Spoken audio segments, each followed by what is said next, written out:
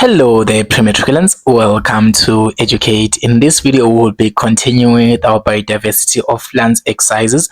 Particularly, we are doing question 3 here that says the diagram below shows possible evolutionary relationships in living organisms with 4 divisions.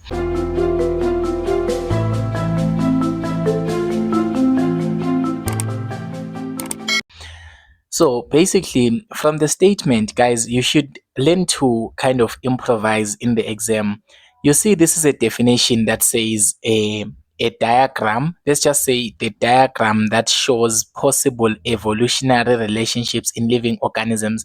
This is a definition for a phylogenetic tree or a cladogram. Okay, so basically, you're already given a definition. Let's just say you are in the biological terms and you forgot how to define a cladogram. You already have this as your definition. So learn to read the statement so that you kind of get to benefit from it. So now let's cut to the chase and look at what we have here. So this phylogenetic tree has got a common ancestor here at the base, and then jiggy there's a vascular tissue, jiggy there are seeds, jiggy there's eggs here. So basically we already know that this type of phylogenetic tree, it belongs to the plants most of the times, because how can you talk about seeds, animal seeds? No, seeds don't bear animals. Okay, oh, animals don't bear seeds, I mean. So basically 3.1, let's just get to the question and try to answer. Identify the kingdom represented by the phylogenetic tree above. All right, so the phylogenetic tree above is representing which kingdom? We've got a 5-kingdom classification system. We've got kingdom Monera, kingdom Protista, kingdom Fungi, kingdom Animalia, and kingdom Plantae. So those are the 5 kingdoms that we have. In this case, we can see that this is the kingdom Plantae because it involves the evolution that has got seeds as well as vascular tissue. Okay, vascular tissue, remember that we're talking about the xylem and the phloem, right? We cannot have xylem and phloem in animals. All right, so basically this is the kingdom Plantae.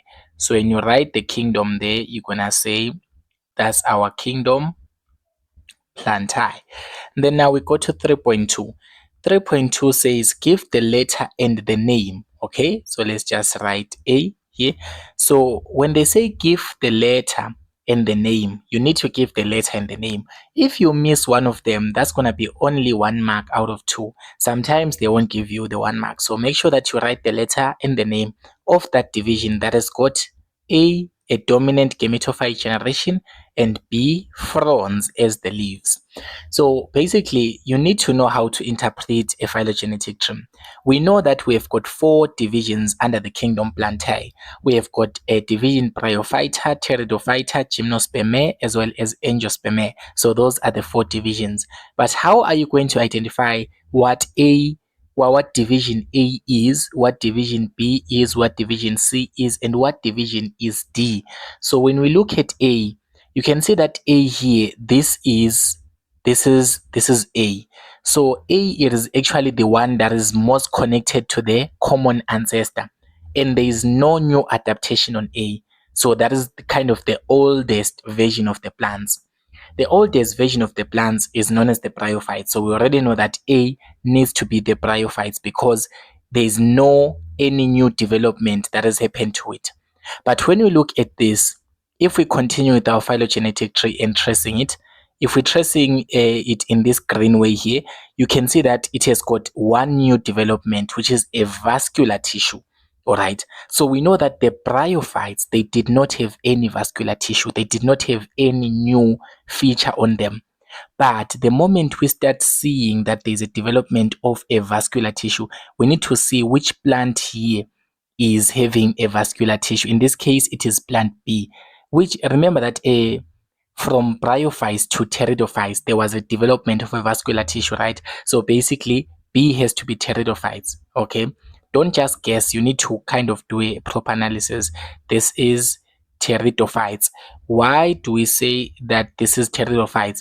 It is because we can see that they have now developed a vascular tissue, because the most important adaptation that pteridophytes developed from bryophytes, it is the vascular tissue. All right, and then when we continue again tracing our phylogenetic tree now, If we continue with our phylogenetic tree, let's just say, let's just use a color purple here.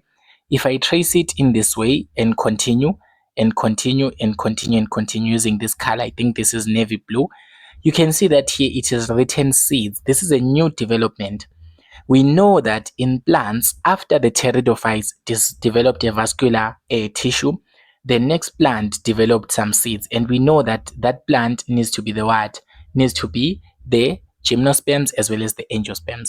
We know that the gymnosperms only developed the seeds, all right? And those seeds are found in cones. So C has to be our what? C has to be our gymnosperms. And then D has to obviously be our angiosperms because that's the only division remaining. Okay, and X is the development, is the new development that the angiosperms have. Now you ask yourself, what is X? So now let's start answering the question. Give the letter and the name of the division that the dominant that has dominant gametophyte generation. We know that the gametophyte generation is only dominant in the bryophytes. I've already made a video on bryophytes and I've said that the dominant generation in bryophytes is the gametophyte. So we already know that that's going to be A and that's going to be the bryophytes. So the bryophytes, they have got a gametophyte generation as the dominant one. And then give the letter and the name of the division that has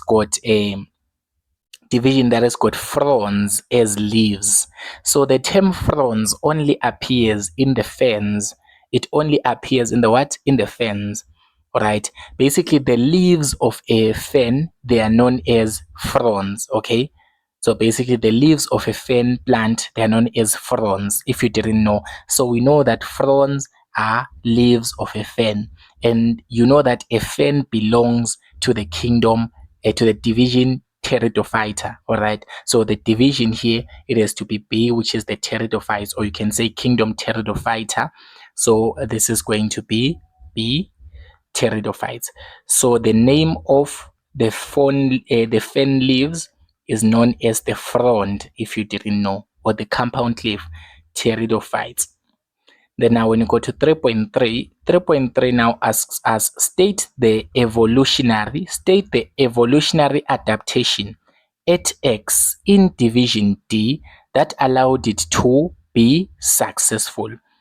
So basically, what has developed here at X so that we can have angiosperms? Because basically, if you look at this carefully, if we continue tracing our phylogenetic tree here, from here having seeds, right? After developing seeds, we can see that we have got an X here, which is a new development that has resulted into making our angiosperms. All right. We need to know that angiosperms are the most successful plants that are living. Basically, it's more like it's the most successful division of plants that are living the terrestrial life. Okay. So what made them to be more successful? Some people, they can say it's flowers. Some people, they can say it is what? It is fruit. But what has made angiosperms to be more successful, it is flowers. Because remember that flowers, they attract pollinators. So it makes a reproduction to be easier in angiosperms when you compare to other divisions. I mean, gymnosperms, they're having cones. The cones are not attractive at all. So basically, it's hard for fertilization to take place in gymnosperms. It's hard for the seeds to move from one cone to another. When you look at pteridophytes, the reproduction there, it depends on water. Bryophytes, it also depends on water. So the angiosperm is the most successful plants. Like any random plant that you find out there when you are walking, it's most likely to be a flowering plant. It's most likely to be an angiosperm. It is most successful because they've got flowers. The flowers actually allow them to attract pollinators, and when pollinators are coming, they will actually pollinate the flowers and cause them to reproduce easily. So here that's going to be what? The flowers. Name the vascular tissue that transports manufactured foods. Remember, when we talked about vascular tissue, we say that it was first developed inside the pteridophytes. Like the vascular tissue was first developed inside the pteridophytes. Or we can say that the pteridophytes was the first division to have a vascular tissue. The vascular tissue can be separated into two. Remember, we've got a xylem and a phloem. So we've got a xylem and a phloem. So you've learned this in grade 10 that we've got a xylem and a phloem. Now the difference is that the xylem, remember that it transports water. So xylem njalo is for transporting water, and then the phloem, it transports nutrients, or you can say it transports food for the plant, because the plant needs to get some food. Okay, so we've got xylem, then we've got phloem. Those are the vascular tissue that is found in the roots of a plant so that the plant can live and survive.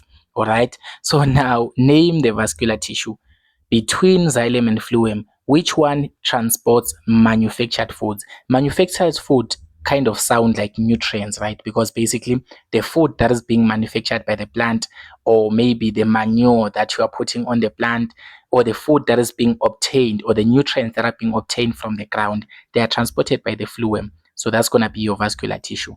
But just know that we have got two vascular tissues. We have got a xylem, the one that transports water and dissolved minerals to the plants, and then a phloem, the one that transports nutrients. So thank you so much for watching this wonderful video, a wonderful pre-matriculants. Do not forget to subscribe to the channel. Tell your friends to also stay tuned.